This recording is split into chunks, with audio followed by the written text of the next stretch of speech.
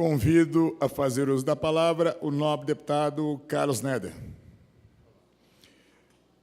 Abrindo mão, o deputado Carlos Neder. Deputado José Bittencourt.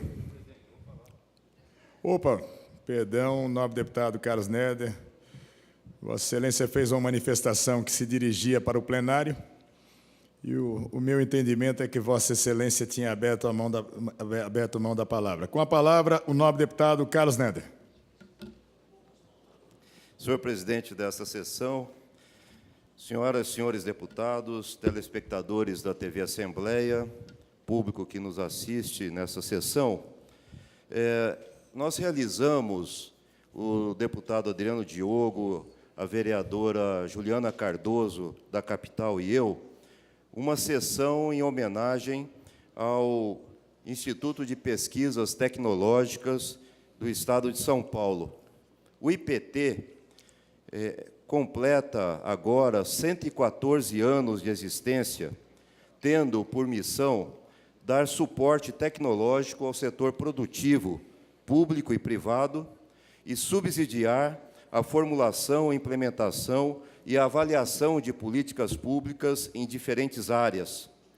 Atualmente, o IPT atende a cerca de 3.000 empresas de diferentes portes, melhorando seus produtos e processos, desenvolve projetos de inovação e auxilia na definição de políticas públicas em âmbito federal, estadual e municipal. Uma entidade, uma instituição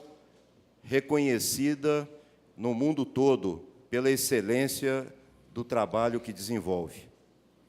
Entretanto, é preciso avançar mais. É preciso que o Instituto de Pesquisas Tecnológicas tenha mais presença e mais impacto na sociedade, desenvolvendo políticas, tecnologias e inovação.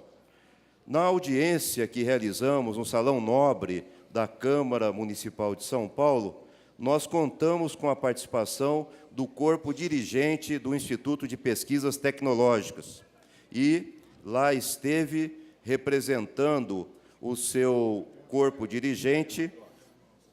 o doutor Fernando José Gomes Landgraf, que é o diretor-presidente do IPT. Contamos também com a honrosa presença do doutor José Roberto Cardoso, que é o diretor da Escola Politécnica da USP, e o secretário municipal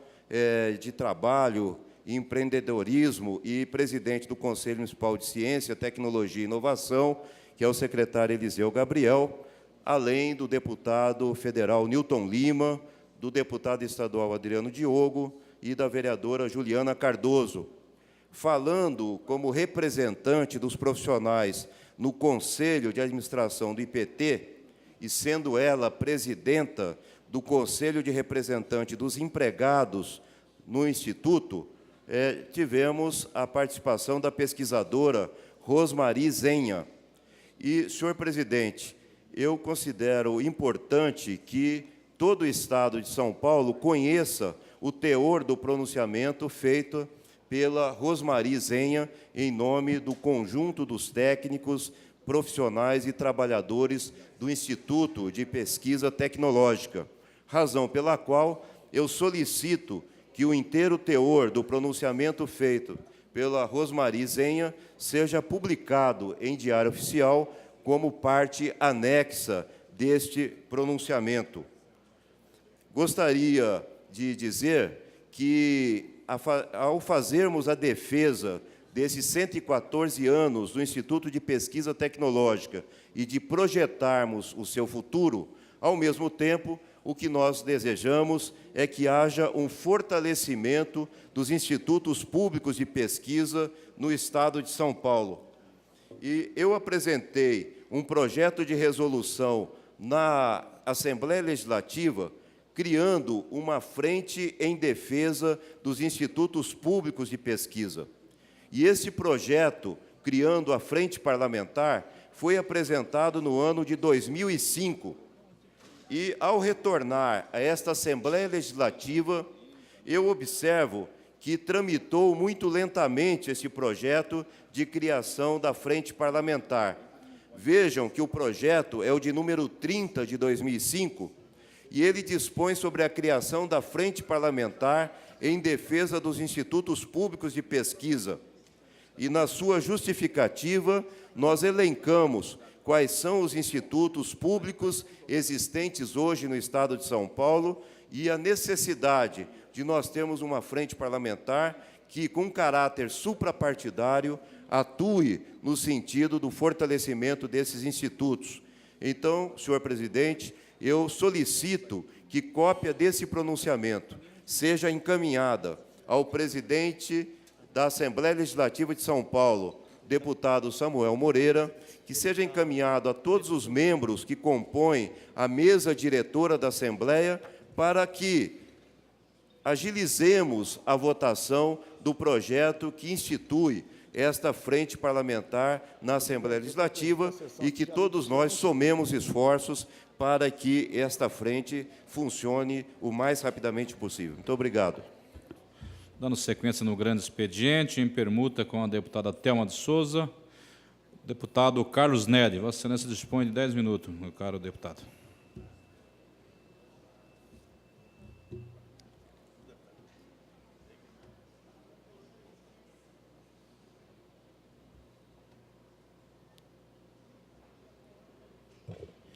Senhor presidente, senhoras e senhores deputados, telespectadores da TV Assembleia, o governador Geraldo Alckmin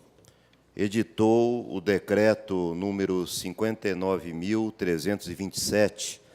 de 28 de junho de 2013, que é um decreto muito importante que dispõe sobre medidas de redução de despesas de custeio e de reorganização da administração direta e indireta no Estado de São Paulo. Em função disso, eu apresentei um requerimento à Comissão de Assuntos Metropolitanos e Municipais,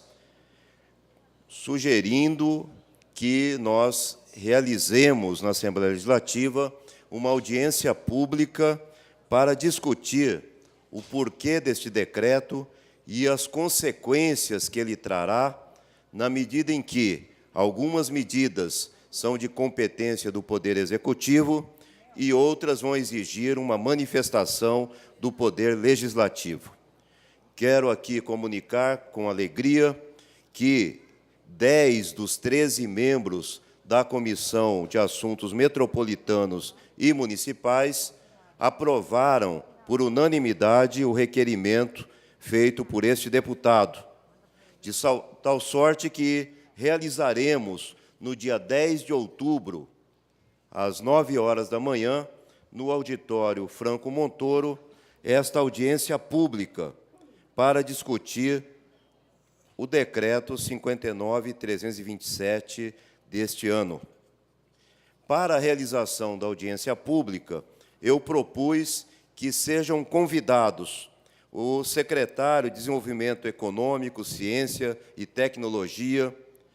também a Secretaria de Planejamento e Desenvolvimento Regional, a Secretaria de Desenvolvimento Metropolitano e o secretário da Casa Civil, além dos responsáveis pela Fundação Prefeito Faria Lima, Centro de Estudos e Pesquisas de Administração Municipal, que é o CEPAM, e também da Fundação Sistema Estadual de Análise de Dados, que é o SEAD, ambos vinculados à Secretaria Estadual de Planejamento e Desenvolvimento Regional do Estado de São Paulo, e a Fundação de Desenvolvimento Administrativo, que é a Fundap. Quero aqui lembrar que o decreto citado, ele não apenas propõe a fusão desses 3 organismos, que são a CEPAM,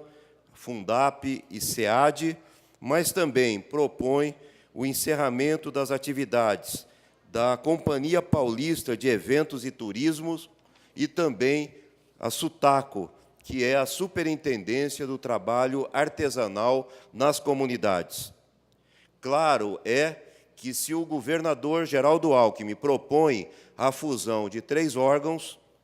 da magnitude destes pelo trabalho que desenvolvem e o respeito que têm, é impraticável que isso se faça sem a extinção de pelo menos uma ou duas destas fundações, com todas as consequências que isso trará para a organização do trabalho, os convênios já firmados com várias secretarias, órgãos, bem como com outros estados e a própria União. E os trabalhadores estão muito preocupados, os técnicos que atuam nessas instituições, fundações, e o conjunto dos trabalhadores está preocupado com as consequências que trará esse decreto para a sua condição de exercício profissional. Nós tivemos hoje, durante a realização da reunião da Comissão de Assuntos Metropolitano, uma participação bastante significativa de trabalhadores e técnicos que atuam nesses 3 organismos. E, por esta razão, eu procurei chamar a atenção no ofício que fiz para a necessidade de nós abrirmos um diálogo com o Poder Executivo, com grande participação do Poder Legislativo, tendo em vista o trabalho desenvolvido por esses órgãos. E quero aqui fazer a leitura de uma carta que recebi da Associação dos Funcionários da Fundap, vazada nos seguintes termos: senhor deputado, a Associação dos Funcionários da Fundap solicita seu empenho para aprovação do pedido de audiência pública apresentado pelo deputado Carlos Neder em ofício CN 029 de 2013 e recebido por essa Comissão de Assuntos Metropolitanos e Municipais em 12 de agosto de 2013, a ser votado na reunião da comissão do dia 27/8, como de fato foi. E aqui eu quero mencionar que votaram favoravelmente a realização desta audiência o presidente da comissão, que é o deputado Roberto Moraes, o vice-presidente da comissão, deputado Hamilton Pereira, bem como os deputados Celino Cardoso, João Caramês, Ana Perugini, Isaac Reis, Beto Trícoli, Jorge Rato e Alexandre da Farmácia, além deste deputado que é proponente do requerimento de realização da audiência.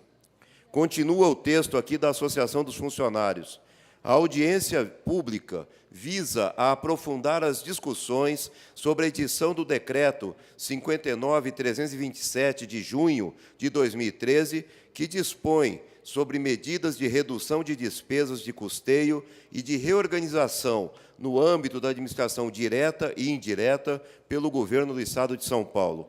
No seu artigo 4º, o decreto dispõe que o Comitê de Qualidade da Gestão Pública determinará providências para operacionalizar medidas como a fusão das entidades CEPAM, SEAD e Fundap e o encerramento das atividades da CEPETUR e SUTACO e da Secretaria de Desenvolvimento Metropolitano.